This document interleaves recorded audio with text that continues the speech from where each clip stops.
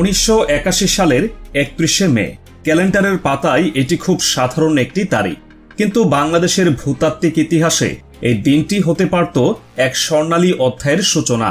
সিলেটের কানাইঘাটের সবুজ পাহাড় ঘেরা মাটির গভীরে তখন এক নতুন বাংলাদেশের স্বপ্ন টকবক করে ফুটছে। 4 বছরের অক্লান্ত পরিশ্রমে যে তেলকূপ খনন করা হয়েছিল, সেটি থেকে বাণিজ্যিকভাবে তেল উত্তোলনের আনুষ্ঠানিক ঘোষণার জন্য অপেক্ষা করছিল পুরো জাতি। রাষ্ট্রপতির আগমনের জন্য প্রস্তুত ছিল হেলিপ্যাড।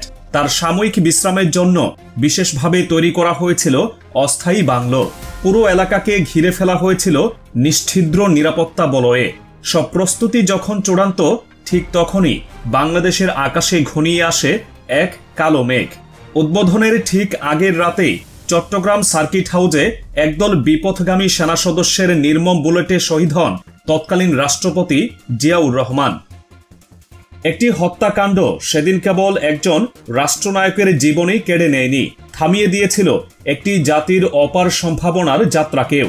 সেই রাতে রাষ্ট্রপতির মৃত্যুর সাথে সাথেই যেন মৃত্যু হয় কানাইঘাটের সেই সোনালী স্বপ্নেরও। এরপর কেটে গেছে 44টি দীর্ঘ বছর। বিস্মৃতির অতলে হারিয়ে যাওয়া সেই তেলকূপ থেকে আজও নাকি ভেসে আসে কাঁচা তেলের তীব্র গন্ধ। আর সেই গন্ধকে পুঁজি করেই নতুন করে জেগে উঠছে প্রশাসন। পরিত্যক্ত সেই ইতিহাসই হতে পারে বাংলাদেশের জ্বালানি খাতের নতুন এক দিগন্ত।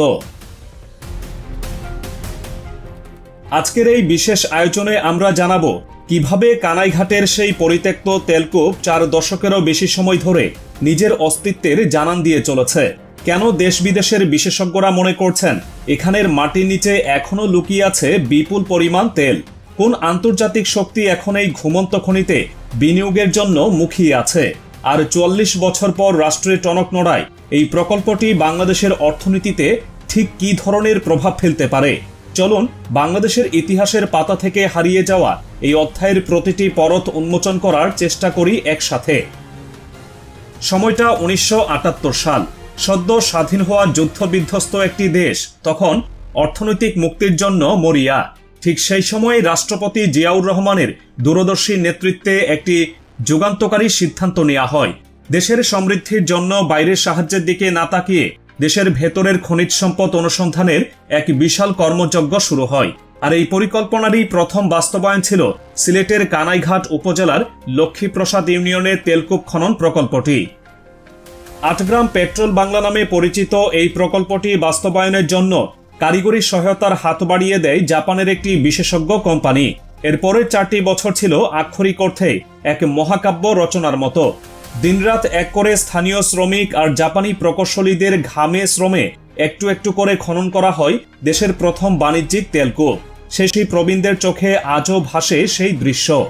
প্রতিদিন কূপের চারপাশে উৎসুক মানুষের ভিড় জমত। তাদের চোখে মুখে থাকত রাজ্যের কৌতূহল আর এক বুক আশা। অবশেষে তাদের সেই আশা সত্যি হওয়ার দ্বারপ্রান্তে এসে পৌঁছায়। 4 বছরের অবিরাম প্রচেষ্টার পর ভূগর্ভ থেকে সুসংবাদ আসে এখানে বাণিজ্যিকভাবে তেল উত্তোলন করা সম্ভব। এই একটি খবরেই যেন পুরো সিলেটের বাতাসে বইতে শুরু করে উৎসবের আমেজ। কানাইঘাটের সাধারণ মানুষ স্বপ্ন দেখতে শুরু করে এক নতুন দিনের। তাদের এলাকার নাম ছড়িয়ে পড়বে সারা দেশে।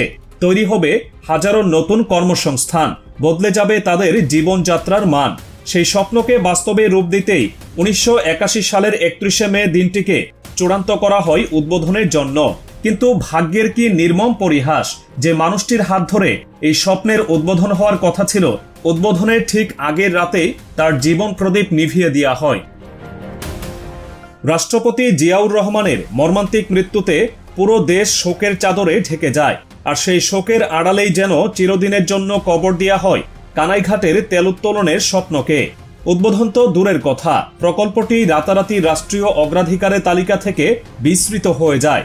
সময়ের সাথে সাথে চারপাশে প্রকৃতি তার সবুজ চাদরে ঢেকে দেয় খনন কাজের সব চিহ্ন।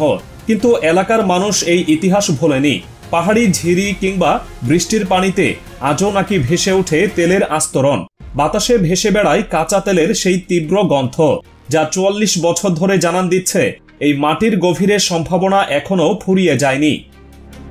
তবে আশার কথা হলো 4 দশকের এই দীর্ঘ জমাট নীরবতা অবশেষে ভাঙতে শুরু করেছে। সম্প্রতি সিলেট জেলা প্রশাসনের একটি উদ্যোগ নতুন করে আশার আলো সঞ্চার করেছে।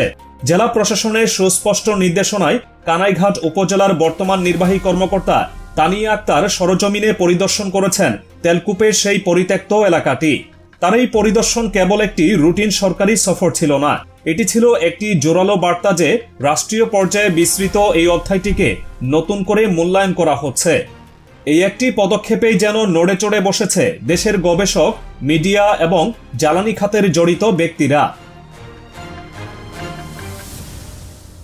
শুধু তাই নয়, এই পরিত্যক্ত কূপকে কেন্দ্র করে দেশের শীর্ষস্থানীয় একটি শিক্ষা প্রতিষ্ঠানও তাদের আগ্রহের কথা জানিয়েছে। শাহজালাল বিজ্ঞান ও প্রযুক্তি বিশ্ববিদ্যালয়ের পেট্রোলিয়াম অ্যান্ড মাইনিং ইঞ্জিনিয়ারিং বিভাগ মনে করছে, সরকারের পক্ষ থেকে প্রয়োজনীয় সহায়তা পেলে তারা এখানে আধুনিক প্রযুক্তি ব্যবহার করে একটি পূর্ণাঙ্গ গবেষণা পরিচালনা করতে সক্ষম। বিভাগের গবেষকদের মতে, সেই সময়ের সীমাবদ্ধ প্রযুক্তিতে হয়তো তেলের সঠিক পরিমাণ নির্ণয় করা যায়নি, কিন্তু এখনকার অত্যাধুনিক সিসমিক সার্ভে এবং ডেটা অ্যানালাইসিস পদ্ধতির মাধ্যমে মাটির নিচের প্রকৃত চিত্রটা তুলে আনা সম্ভব। আর সেই গবেষণা রিপোর্টের উপর ভিত্তি করেই হয়তো শুরু হতে পারে বাংলাদেশের জ্বালানির নতুন এক যুগ।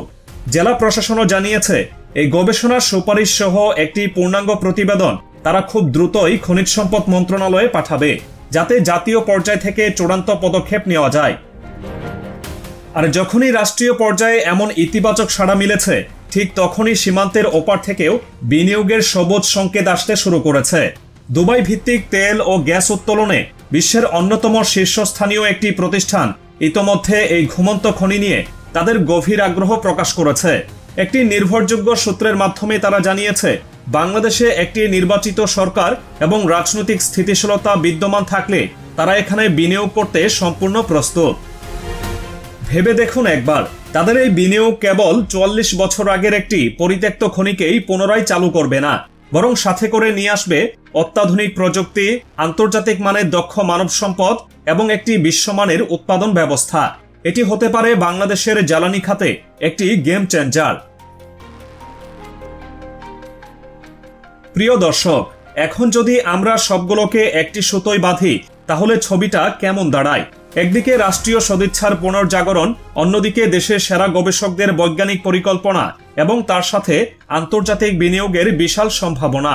এই তিনটি শক্তি যদি এক বিন্দুতে মিলিত হয়, তাহলে সিলেটের কানাইঘাটের এই তেলকূপটি হয়ে উঠতে পারে বাংলাদেশের জ্বালানি নিরাপত্তার নতুন প্রতীক। এর প্রভাব হবে সুদূর প্রসারী। দেশের মাটিতে তেল উৎপাদিত হলে বিলিয়ন ডলারের জ্বালানি আমদানি নির্ভরতা কমবে, তৈরি হবে প্রত্যক্ষ ও পরোক্ষভাবে হাজার হাজার মানুষের কর্মসংস্থান, যা দেশের অর্থনীতিতে যোগ করবে নতুন গতি। একই সাথে এই ঐতিহাসিক স্থানটিকে কেন্দ্র করে গড়ে তোলা যেতে পারে একটি গবেষণা ভিত্তিক পর্যটন কেন্দ্র, যেখানে ভবিষ্যৎ প্রজন্ম এসে দেখবে কিভাবে একটি স্বপ্ন ৪৪ বছর ধরে মাটির নিচে চাপা পড়ে থেকেও নিজের অস্তিত্ব টিকিয়ে রাখতে পারে। কানাইঘাটের সেই তেলকূপ হয়তো এতদিন অপেক্ষায় ছিল বাংলাদেশের নতুন এক সূর্যোদয়ের জন্য। এখন দেখার বিষয়, রাষ্ট্রের দৃষ্টি কি সত্যিই ফিরবে এই ঐতিহাসিক সম্ভাবনার দিকে? উত্তর যাই হোক, একটি সম্ভাবনা নতুন করে জেগে উঠেছে, আর এটাই এখন সবচেয়ে বড় খবর।